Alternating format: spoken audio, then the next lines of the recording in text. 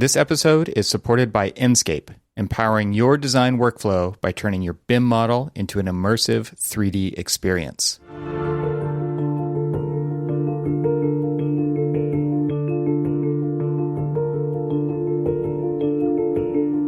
Welcome to the Troxel Podcast. I'm Evan Troxel.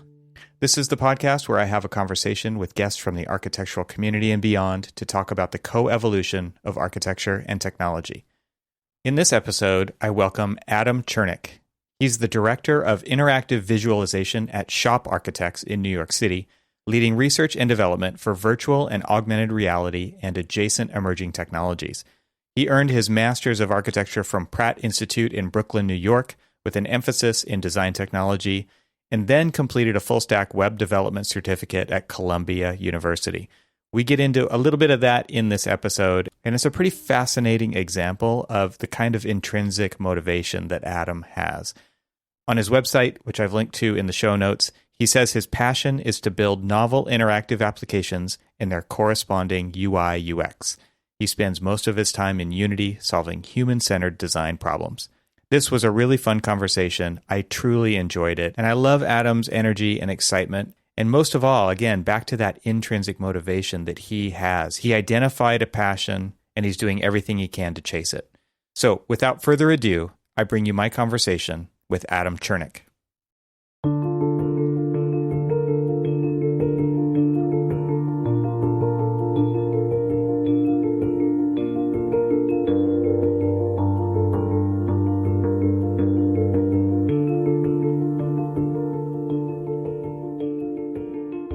Adam, welcome to the podcast. It's been so long since I've seen you. Maybe a week now. It has been. Yeah, thanks for coming today. It's going to be a great conversation. Yeah, absolutely. Thank you for having me. Excited to nerd out. So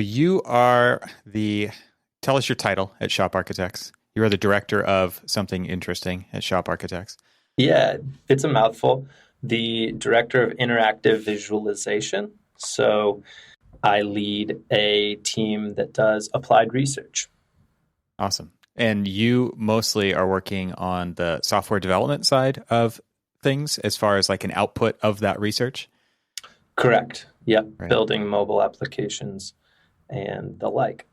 And I would love to get into kind of how you got to be into that position. I know you've mentioned a little bit of that history to me in the past, and it would be fun to talk about. I think what I wanted to do is step back big picture first and just talk about the whole AR scene and what is exciting to you about that and how it's affecting and potentially changing the profession. I know not everybody has access to these tools in the way that you do. They're more consumer, let's say. But from your perspective, what draws you into the world of augmented reality or mixed reality or, any kind of incantation of all of the realities, and then how you're applying that into your day job at Shop? Yeah, absolutely. Augmented reality is a pretty amazing thing. And I remember the first time I had seen augmented reality was while I was at HOK. The ability to combine the physical and the digital together in a seamless way where they are actually interacting with each other, having this digital layer on top of your physical world. To me, it just poses endless possibilities and endless use cases for the technology. And so the first time I had seen it, I specifically remember thinking back and saying to myself, wow, I need to learn how to do that.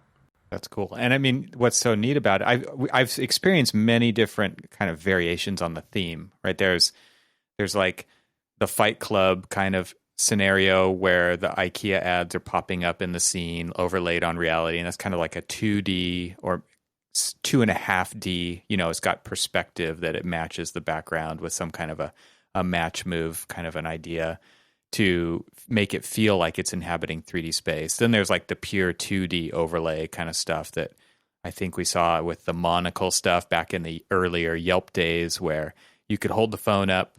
As soon as you turned it kind of, into landscape mode, it would show you where the businesses were as you were looking out over the landscape to kind of help you gain a heading.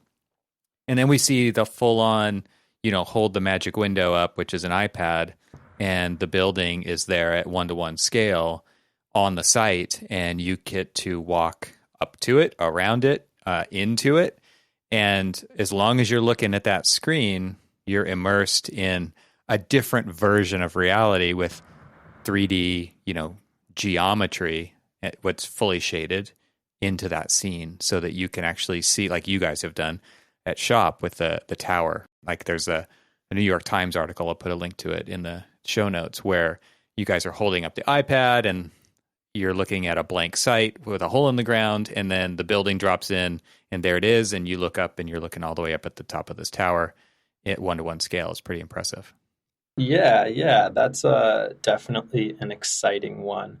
Back then, the New York Times article was written when we had first explored that technology for the first time that we had done this 1-to-1 scale AR, so that you can visualize this building within the context in which it's going to live. You can see the implications that its shadows are going to have on the buildings around it, because we've built in kind of this geolocation and very accurate sun path system. But then the fun part and the exciting part for us, right, is being able to not just use it on one project, but use it on all of our projects. Mm-hmm. And so we actually had a really successful meeting on the West Coast earlier this week. We had a group of our future clients together with, 5 iPads, and they were all looking up at these buildings on this site. And, for this project, we're just in schematic design, so we had a lot of options. So we had option toggles where now these clients are just holding up iPads at their future site and toggling through different options to see which massing they really like within the context that it's going to live. It was very powerful. They made some key decisions within that 1 hour period that, a lot of our design leadership teams say typically takes a couple of weeks, which is very exciting. I mean, and that to me is what is a lot of the technology that we talk about today is all based on communicating ideas in a better way. And when you think about like the role of an architect or the role of a designer or a role of a leader within a firm, it really becomes clear that better ways to communicate are always welcome, because especially as the visual medium and the spatial medium that we operate within as architects, helping people understand what their decisions ultimately mean. So if you're talking about clients holding different iPads up to really experience in a more immersive way than they can before the building is built, what the different options that they would ultimately be deciding on for you guys to choose a direction to further develop that idea, that's really powerful at that point. That to me is what is so exciting about augmented reality and virtual reality, is it gives people that immersive experience, which communicates so much more than an elevation drawing or even a rendering. Exactly, or a diagram, right? On this specific team for this project that just happened, where everybody's looking up at these iPads, we had the design team actually come to us and say, hey, typically where at the exact same time where right now we're using this iPad, typically we have a series of diagrams, very beautiful line drawings that we create for each of these options. And we actually didn't have to take the time to create those diagrams for all these options now. So you're actually taking away a lot of time and energy that we usually have to spend on, one part of this process. So not only is it, decreasing the amount of time, but it's also decreasing the amount of work that these teams are. But you're also taking away really important content for that future monograph, right? That's going to sit in the bookstore. You can't have this AR experience in a book. That's true. That's true, actually. No, I'm not going to say this solves all the problems. I'll never say this solves all the problems. Yeah, you're still going to have to make those diagrams. So in what other ways besides communication is this changing kind of, you've been doing this for a few years now. Like you said, that New York Times article came out a few years ago. You've obviously been working in this line of work for longer than that, I assume. So experiencing those changes over time, and you're still excited about this technology. So what else is it doing, and what other ways is it changing what we're experiencing in our profession? Oh my goodness, this is one of my favorite questions. Oh, let's dive into some of the implications of augmented reality. Yeah, right. So what's very cool, let's use the example of one-to-one AR. You're looking up at a building. Mm-hmm. The system that we currently have in place is pretty good. It does a pretty good job. There's a map system that we set up, and you click, hey, I'm standing right here. And then you turn it, and then you angle it to the position, and then you look up at it. And it's great, and it works. But it doesn't really know where this building lives on Earth. You have to tell it, right, Mm-hmm. where you're standing. We're moving into a world where you don't have to tell it anything. It knows exactly where you are. It knows what the world looks like. And what I'm talking about is the idea of persistent augmented reality. Mm-hmm. And that's something that I'm very, very excited about, is persistent augmented reality. Is you open your app, and the app sees the world, and it recognizes the world. And then it knows exactly where you're standing within the context of that world.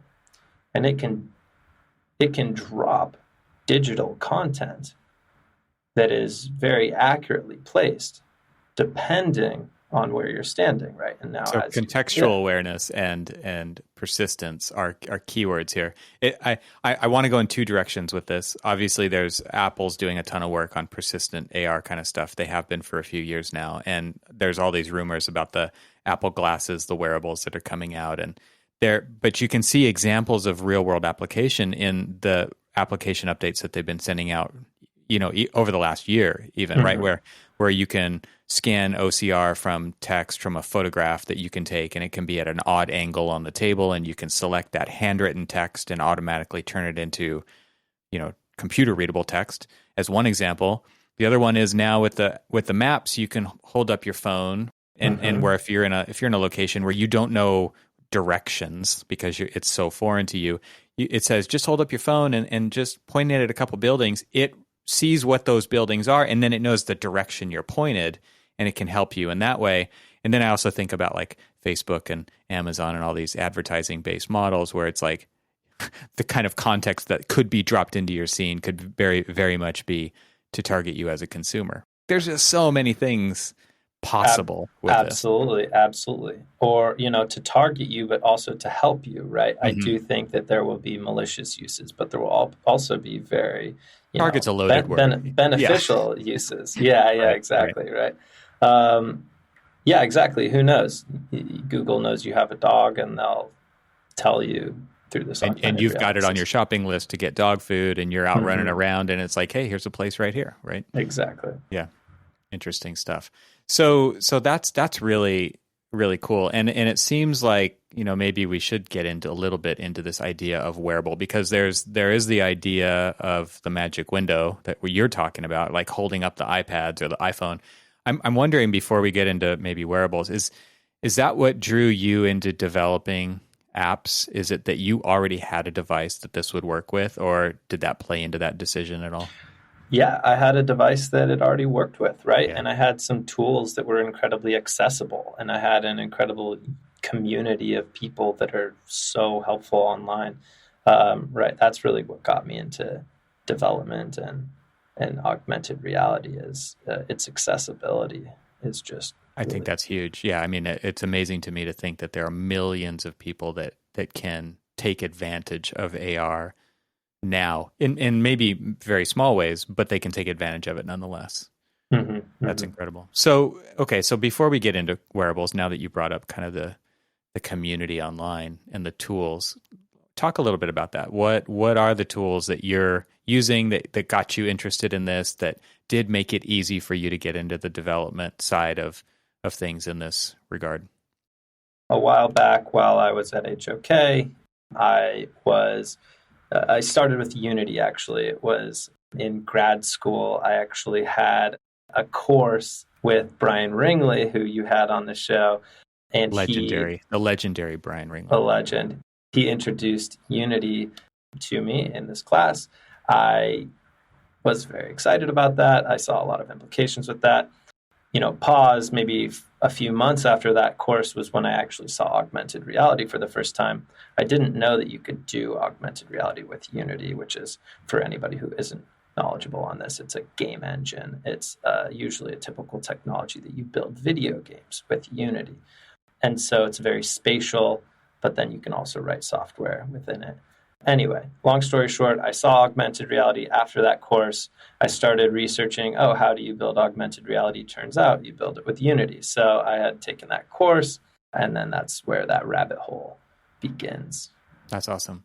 And so Unity is a 3D environment kind of a output. You're talking about video games. You're talking about immersive video games that are, maybe you look at them on a screen, but you could potentially look at those through VR goggles or an AR layer. Exactly. A lot of people ask me the difference between what's the difference between V-Ray or Lumion or Enscape or, any of these architectural visualization software, 3ds Max, and what's the difference between those and Unity? And the difference is that the visualization software, your end product is content. It's an image. It's a video fly-through.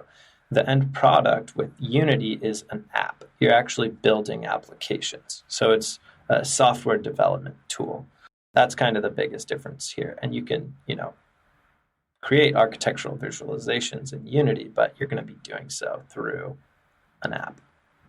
And would you say that it was not difficult to learn, medium difficult? Like, I know you're coming from a particular point of view with your education and things like that, but overall, you probably have a good sense as well as like what it actually took to pick it up.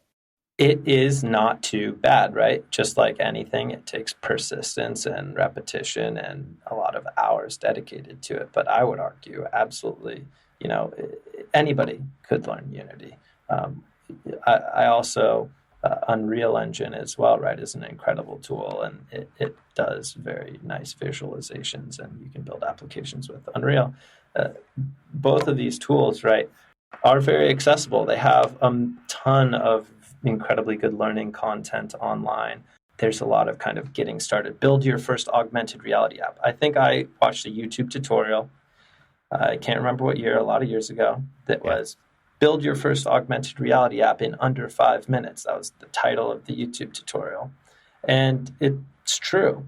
You bring in a couple packages and, build it out to your cell phone. And maybe 5 minutes, there's some setup before that 5 minutes, of course. But regardless, what I'm trying to articulate is that it's more accessible than people think.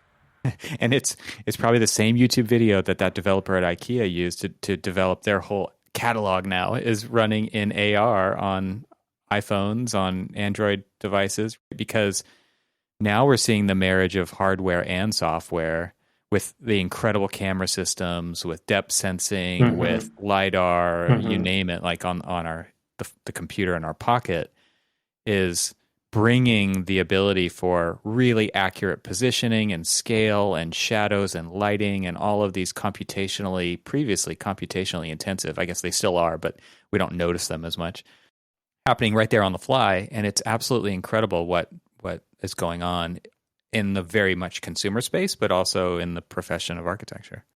Yeah, absolutely. And that IKEA comment brings up another really exciting one, which I'm pretty sure I would have to, check myself on this one, but I'm pretty sure that they are also utilizing web AR. And web AR is a very exciting thing. Similarly to persistent AR, web AR is allowing anybody from any website to engage with augmented reality content now.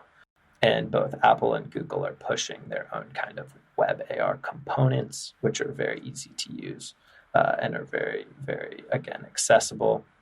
But so, before web AR, let's say 2 years ago, is kind of consumer level web AR. Before that, really you had to build a mobile application, a native mobile application to view augmented reality content. Now you can embed these little AR snippets through your website to visualize products and look at your future sofa, in your living room before you buy it. Yeah, it's incredible because, like you said, previously you had to develop a native app to take advantage of APIs that were in the hardware, the camera, so that it could position correctly, the sensors and things like that. And now that's happening through a web page, and it hooks into the hardware as well. It's incredible. Exactly. It's incredible. And what it does, the most exciting part of all is that it's decreasing the barrier to usage, right? You don't have to download an app. You don't have to sign in. You don't have to download an app. You don't have to sign in. You don't have to do anything. You just click a button and you're able to know. That's awesome. Yeah. So when it comes now to, combining Unity with the work that you guys are doing, I'm sure I would love maybe if you expand a little bit upon how Unity has bled out beyond AR into the practice at Shop. So we use Unity to build augmented reality apps, but we use Unity for a whole bunch of things. The idea with game engines and what are called real-time engines, right? That's kind of the big exciting bit here is that they're all real-time. I see you using, no one can see you, but I can see you doing the podcasting invisible air quotes around real time, right? Because there are some caveats to it. There are some caveats. Some really good hardware. Exactly. There are some caveats. But yeah, this real-time technology is amazing, and we're using it for a whole bunch of different things. So we're building a mobile application which is a portfolio viewer application, right? So giving our clients and other stakeholders the ability to view their project and consume live information and data. We're sending project updates to our clients through this mobile application now, sending them updated renderings, sending them updated 3D models for their review. As well as some of the fun things is, because this is Unity, because this is software development, it's the Wild West, right? We now have the ability to tie in new tools and new software and new data. So we have live construction mode, which is very exciting. So now it's not just a viewer for our clients, but it's actually, a management tool. They get to see what floor slab has been poured last week, what floor slab is going to be poured next week, and which glazing panel has been installed. We're also looking at sensor data integration. We're building a whole bunch of different fun and useful pieces of technology. That's a great topic all in itself. There's the stuff we were talking about before is all kind of early stage during design. It's pre-visualization / visualization / a little bit of immersive technology with the rendering. But what you're talking about now is actually delivering value to the owner during, pre and during the construction process, not only in an imagery kind of consumption way, but also, like you're saying, they're tracking construction progress and they can see exactly what's been done and compared to some previous time in the past, which could be a day, it could be a week, whatever it is, but they're actually getting to see this progress delivered right to their pocket wherever they are, which is probably, they're not on site all the time to actually see it. So they actually get to see it represented digitally, but there's this direct connection to what's happening in reality with this progress tracker that you're talking about. I think it's absolutely incredible extra value that you're adding to the owner's experience during construction. Yeah, exactly. You hit the nail on the head. We're very excited about that one. Another fun one is we've been using augmented reality on construction sites. We've been overlaying building information models using augmented reality in 1-to-1 scale, and creating new communication tools that we can use with our general contractors and with our other subcontractors and stakeholders. So we can walk onto a site and we can look at a mechanical floor and see how the different elements are interacting with each other and interacting with the existing built environment. But that's not kind of novel. What just the overlaying of the building on top of its context isn't really completely a novel solution. What we're excited about is actually drilling down into the data and understanding how these different traits need to communicate and thinking about the construction process, right? Thinking about how if you're a subcontractor and you need to install a specific component or element, you have to obtain that information right from somewhere. These construction document sets are unruly. They can be thousands of pages long. You could have to reference 40 different pages in order to build a small element in one of these massive projects. Mm-hmm. How can we deliver this information in these instructions in a more concise, deliberate way? So we're thinking through some of this process and trying to come up with some tools around that. Yeah, so it's coming back to communication again, right? Using it as a communication tool. Yeah. That's really interesting. So I don't think we've ever talked about this before, but how does the connection to the real world happen when it comes to like progress checking? Is there just like this giant database with a bunch of open checkboxes in it and somebody's checking those things once those things are installed? So there's someone kind of keeping an eye on everything, or how does that actually working right now versus maybe how you see it working in the future? Yeah, that's a great question. Right now, our construction administration teams on these projects need to keep track of what is being installed, what is not being installed, where the floor slabs are, so that they can manage these projects in an efficient way. What they had typically been doing is keeping that information in, certain software or in certain, Excel sheets. We basically are using a new tool, which is called Airtable. If you haven't heard of Airtable, I highly recommend it. It's a pretty incredible tool. And they have an API, which means that our CA teams, this data that they're going to be entering into to have access to historically, they're going to be entering this data anyway. Now we're able to actually piggyback and pull that data dynamically into our applications. So basically just tapping into our CA's existing process. That's awesome. I've heard of so many people using Airtable for so many different things. It's absolutely an incredible tool. One of my favorite new tools to come out in the last, 5 years or so.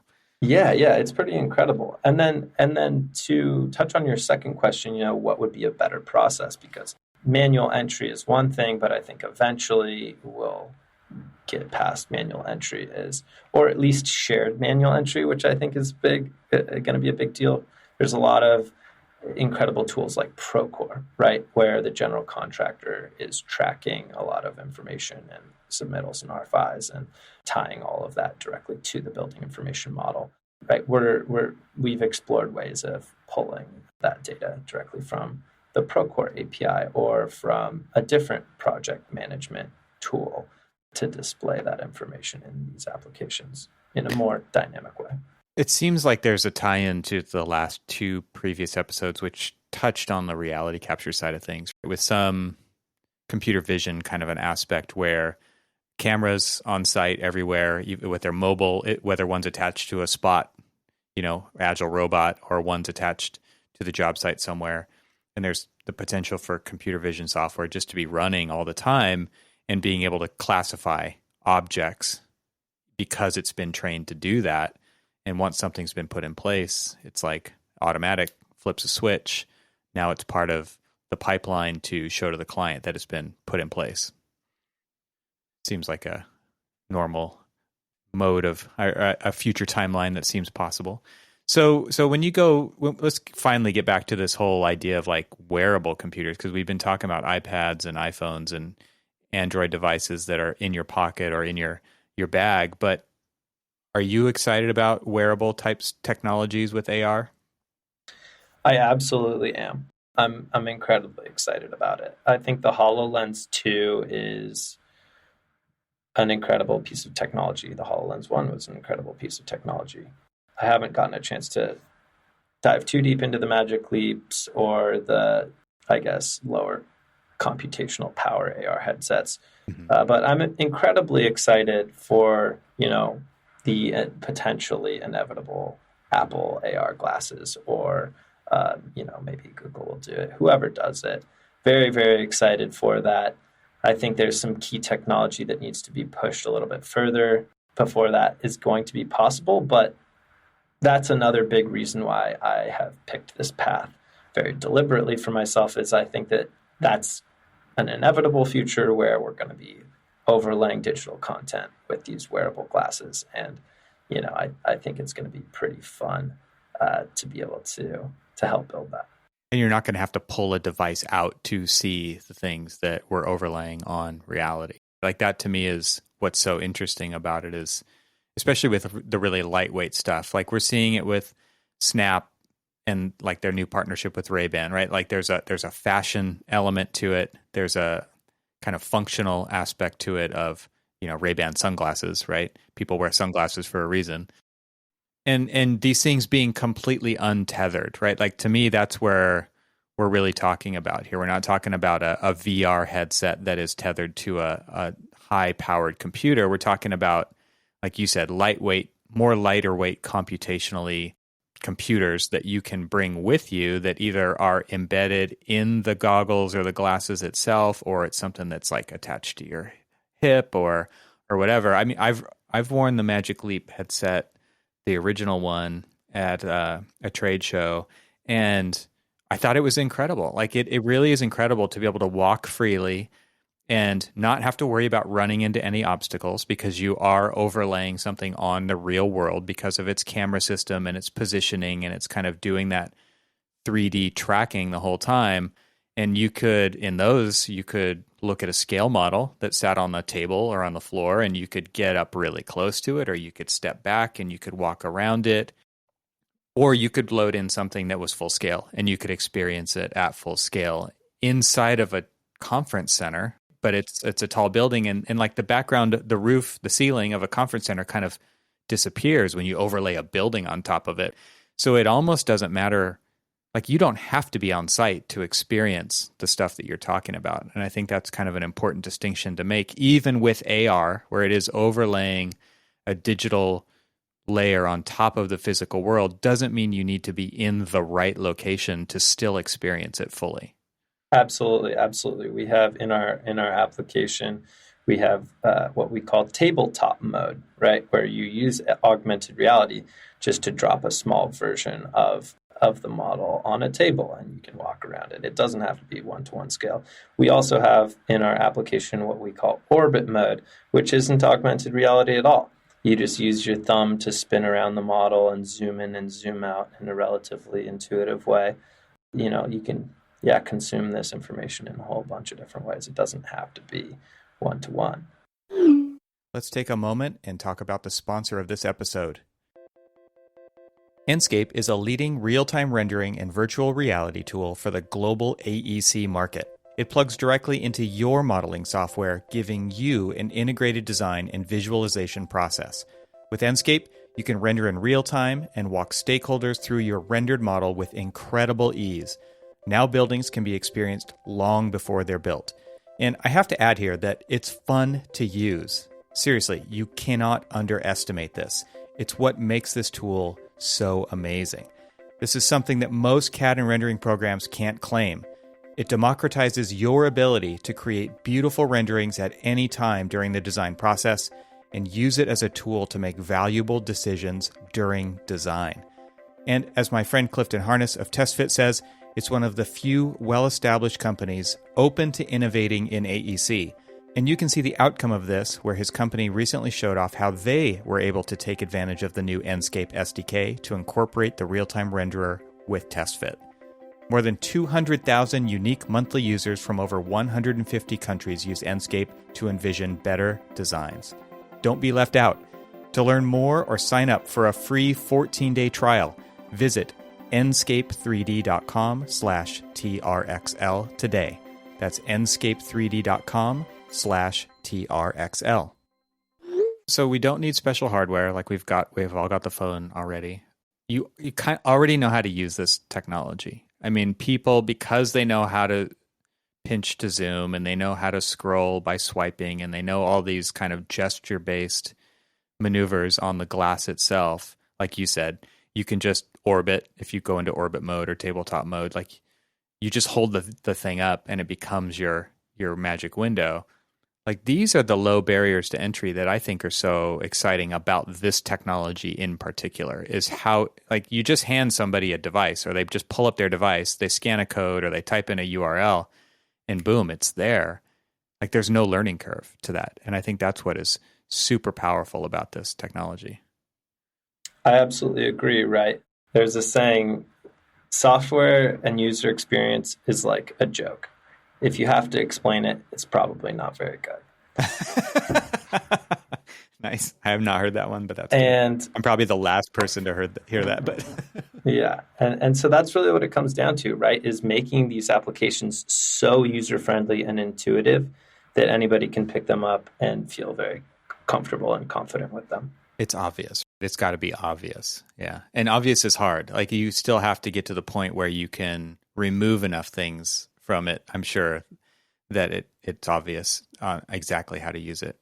One of the things that you were talking about earlier was persistent AR, persistent spaces, just persistence. And I think what is so interesting to me about that is a demo that I saw a year or two ago from Apple. They always kind of show off this. There's always this kind of weird part of a keynote where they will show AR, like now it's time for the AR piece of the show that we always do.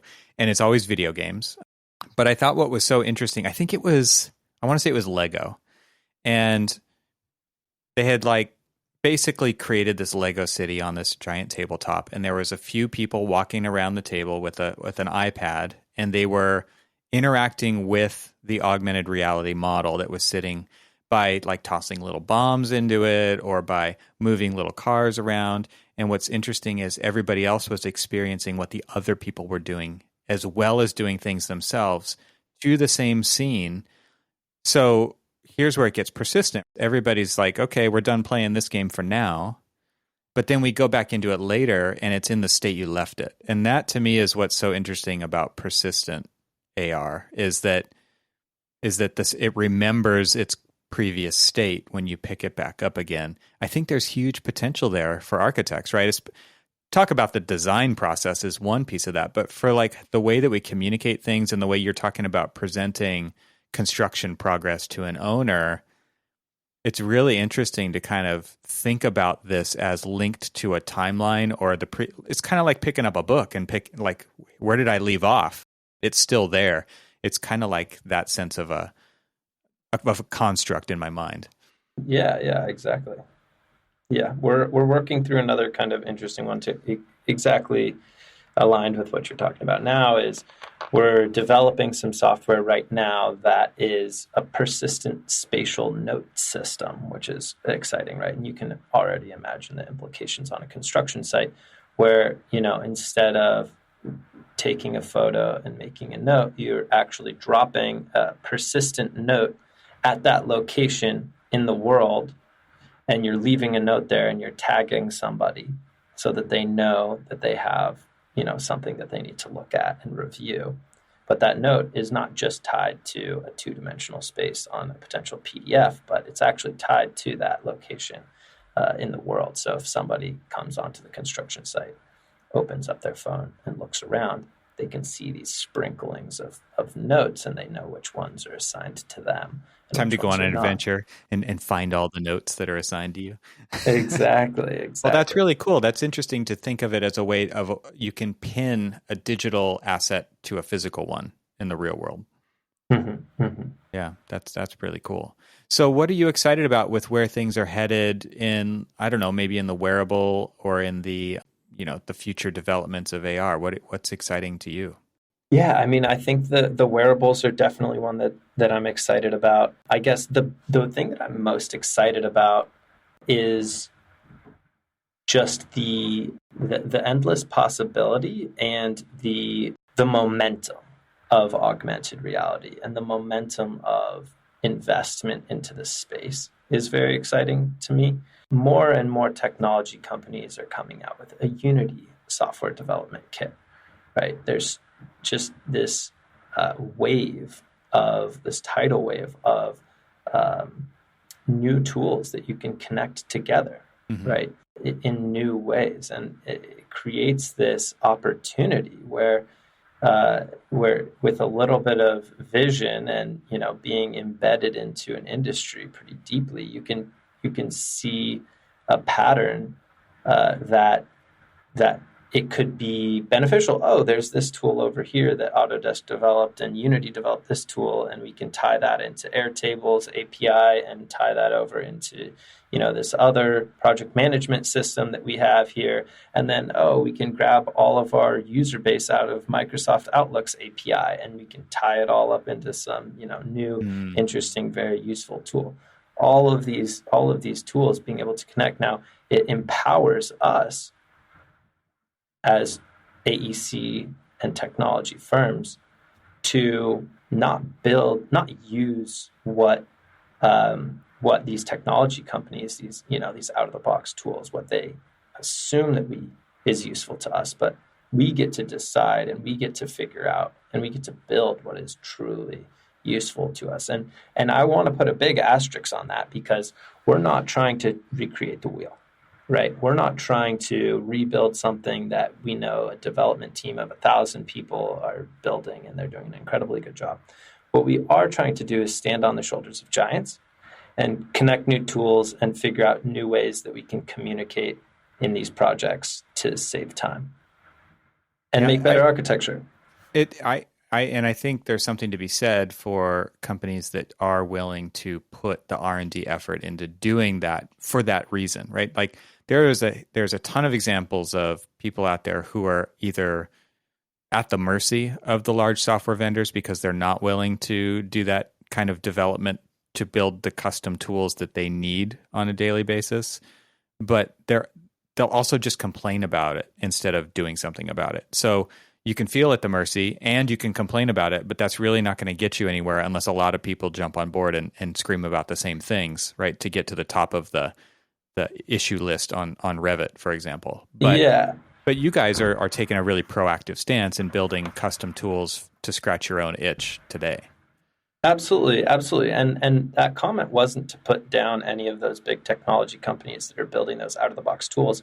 I actually commend, right, that they're opening up these APIs so that we can now tie in and create tools utilizing their infrastructure, in new ways. And I would also argue it's an incredibly good business move on their part. The more applications we develop using their APIs and their and their underlying infrastructure, the harder we're going to, the more difficult it's going to be for us to part from their infrastructure. Yeah, so, you do start to like play into this whole ecosystem idea, and that's beneficial to you and to them for sure. Yeah, it's mutually beneficial. Yeah. So we talked about kind of the output of what you're working on as far as like clients are concerned. I'm interested to talk a little bit about, or a lot, depending on what you've got here, but internally, how has this affected the process of which you create architecture? I mean, how are teams inside Shop adopting this? What are they saying about it? I know you're on a team that kind of is in support of the firm and you're looking for opportunities, but you're also listening to what they're coming to you with from an idea standpoint. So it seems like, I know Shop has always been a highly technology-based architectural practice.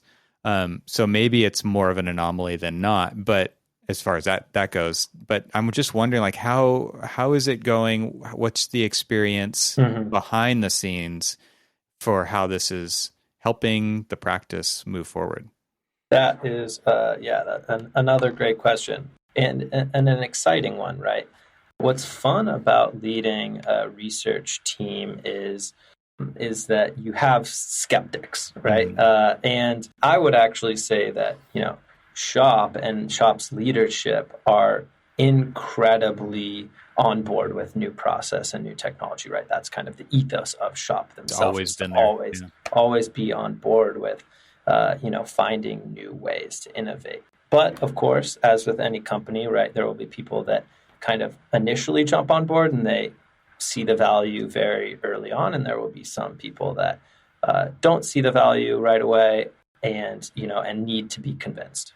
And so what's exciting is, as we've been developing these tools and making them more user friendly and decreasing the barrier to entry to using these tools, we are seeing a large uptick in our internal usage. We're being approached by more teams being asked, how can we integrate with your tools? How can we get our project in this application or in this application? And we're hearing more and more from leadership about how these tools are becoming fundamental to making really important decisions in our design and construction processes. So we're seeing a lot of exciting growth and exciting adoption. But that doesn't come without growing pains and without, you're not going to win them all. So there are definitely some losses sprinkled in there. Yeah, I'm not sure if that fully answers your question. It does. And I think it's interesting to think about it from, different people inside of a firm speak different languages. Some need to see the win on somebody else's team to even start thinking about how they can apply it to their project and their team, when there are others who are like the early adopters that you talked about, who are going to be on board because it's exciting new frontier and they're wired like that. It seems like, I know there's a lot of tools that are developed in lots of practices all over the place where it's like this one-off kind of bespoke solution software thing for this one project. Do you guys approach a lot of your projects from more of a bigger picture mentality and try to get a win that can be applied to other projects, or does that not really figure into the initial project scope? I mean, is that something you back into later, or is that something you try to do up front? The software development process, you're saying? Yeah, correct? As far as like how it applies to the practice rather than a project. We're always weighing a lot of variables as we're determining what is, worth the investment of resources to develop, right? We're constantly going back and forth and saying, figuring out where to allocate our time, because we are a very small team and we have a very limited amount of resources. And so a lot of what we're doing, right, is if we do pick a research direction to go and we pick some software that we think would be beneficial to build, absolutely, if we can build it in a way that, if this use case doesn't pan out, we can still take this note system that we developed and integrate that note system elsewhere into another application. Or, we built this new interaction or this new user interface system. So, we can repurpose this later, if this specific. So do you guys try to like build it modularly? Or do you, I know it's hard to predict, way out in the future of how things are going to get used and how they might want to get used. So I can imagine this isn't an easy question to answer, but like, do you think about modularity for chunks of potential software projects? Absolutely. And I would say that that's pretty industry standard. Modularity is key. Componentizing your software is key to make sure that, if something breaks, we can figure out where it breaks. It's this one component within this piece of software that's having trouble, and you kind of can silo that off and then fix the issue. We're definitely always thinking about modularity in our software. I think when I think about all those crazy ass Grasshopper scripts that you've seen posted online where someone does a screen capture of just an insane amount of spaghetti, like that is the opposite of what we're talking about, right? Like that is a completely custom, probably one-off, like nobody who, except for the author, could go in and even find where the problem is. So now you're actually talking about kind of like the cluster model, right? Where it's like you're siloing off these pieces that then work in concert together. But if something breaks, you know where it breaks because it's in that one piece. Exactly. A spider web, if you will. Yeah, exactly that, right? We're trying to keep it clean. And I will absolutely be the first to say, right, I am not a trained software engineer. I went to school as an architect, undergrad and grad, and then went back for a little bit of software engineering, really just a boot camp, a 6-month intensive. And again, all that's to say, I'm not a pro engineer. I am a nerd and I love, and I'm trying to get better at it. But, I wasn't really trained as a computer scientist. And so all of that's to say, I can create some spaghetti, let me tell you. So, typically it's research and development. We have to figure out if we can even get it to work before we can figure out how to write it the right way. You know what I mean? So a lot of it is hacking stuff together. Okay, yes, we can do that.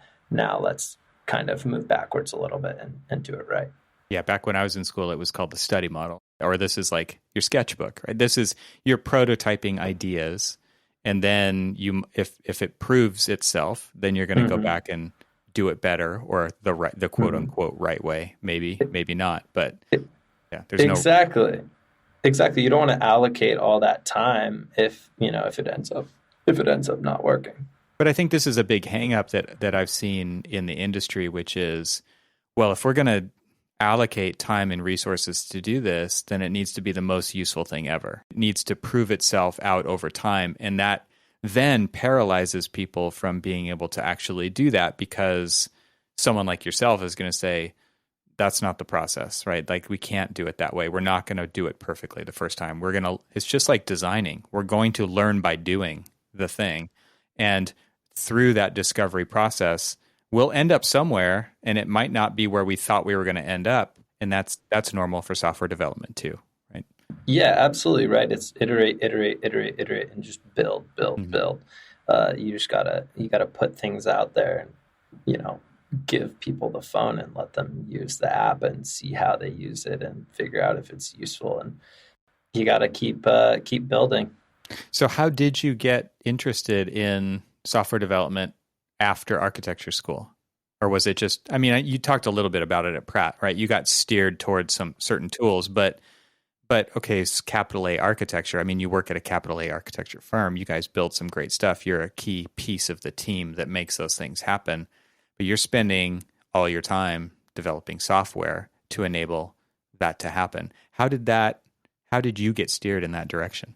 Yeah, I mentioned earlier that I had seen augmented reality for the first time, and I thought to myself internally, man, I really want to learn how to do that. That's actually kind of where it all started. Scratching your own itch at that point, right? It's exactly. Interest. Yeah, I was actually working in a firm at the time, full time, and going to grad school, and so I was kind of doing double time there. I luckily had a project that I convinced my professor that I wanted to do in Unity, and so I started just spending a ton of time in Unity, and I didn't really realize how much software engineering background knowledge I would need for that to really be able to do what I wanted to do. So I started doing some deep dives into the computer science side of game engines. I got really excited, and I, built some apps, and I had some apps on my phone for the first time with the little logo that I had created, and I could open it up and it would run a 3D model, and it was incredibly exciting. And it would do augmented reality, and I could drop it on a table. And so I took those apps and all of my excitement, and I went to my design technology leadership at my current architecture firm, and I said, hey, look at this incredible tool. Look what I could build in a weekend.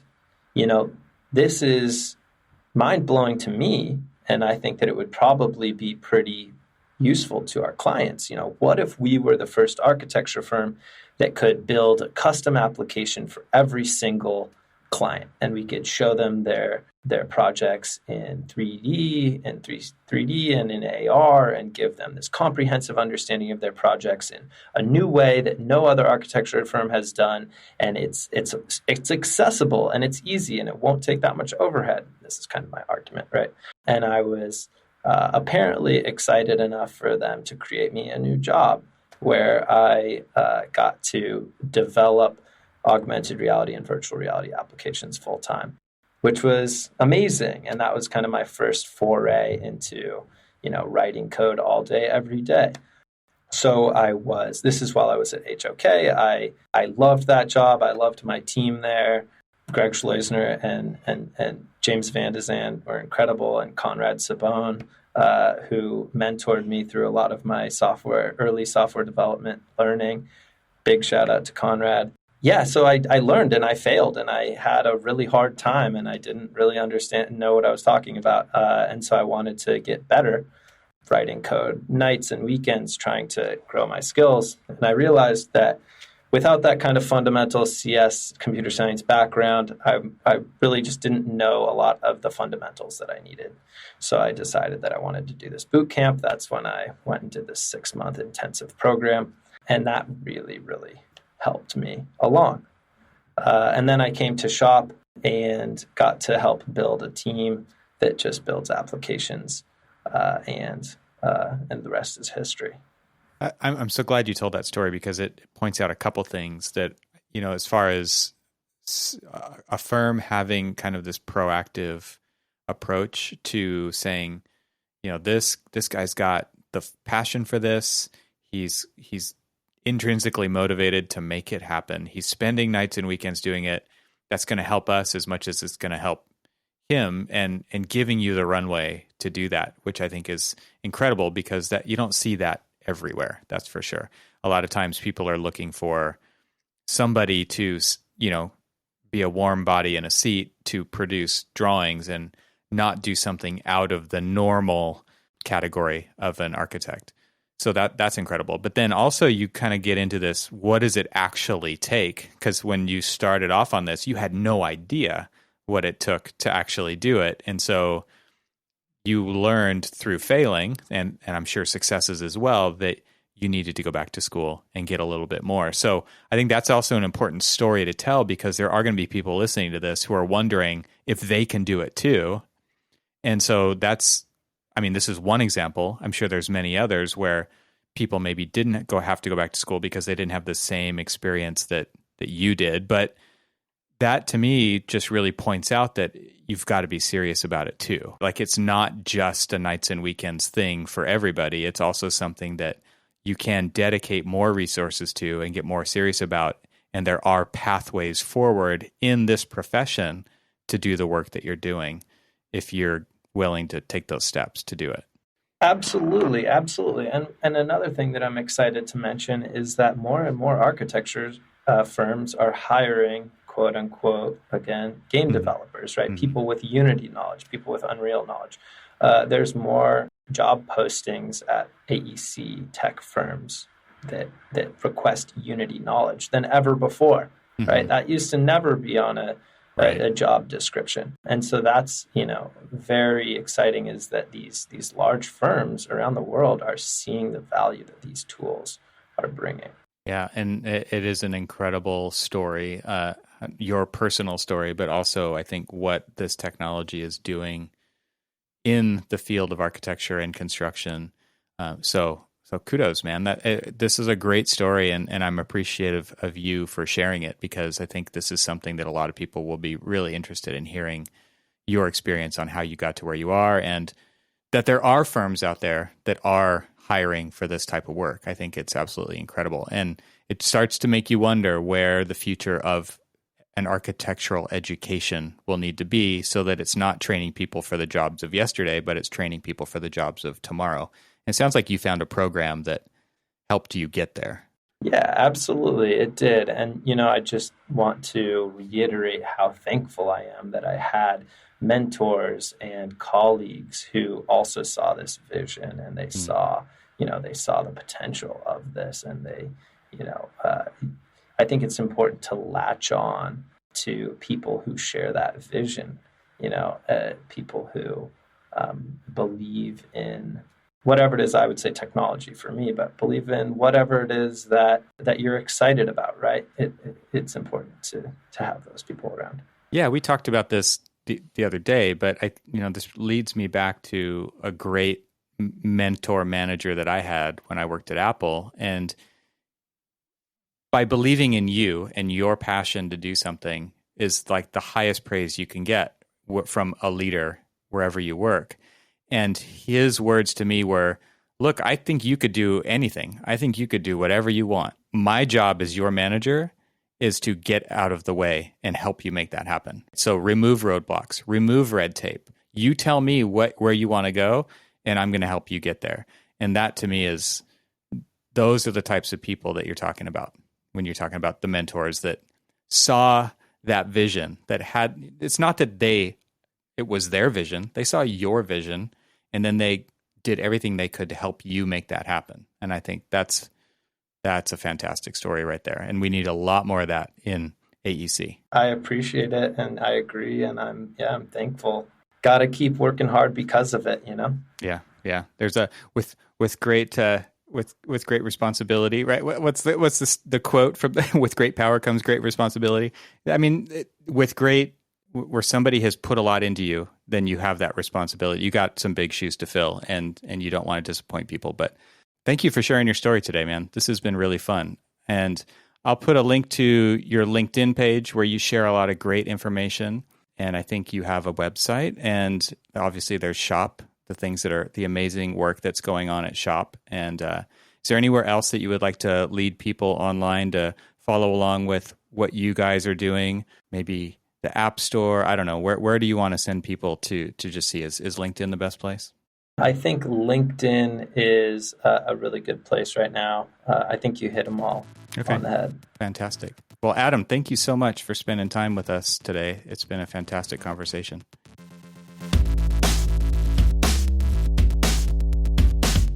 Thank you to Enscape for their support of this episode. Visit enscape3d.com/TRXL today for a free 14-day trial. This show is part of the Gable Media Podcast Network. You can see all the shows at gablemedia.com. That's GABLMEDIA.com. You can help support what I'm doing here by leaving a 5-star review on Apple Podcasts to help get the word out, and of course, share it with your friends. I'd love to hear from you, so leave a comment on the website at trxl.co/podcast, where you can find every episode. You can also follow me on Twitter and Instagram and YouTube. Just search for eTroxel. Talk to you soon.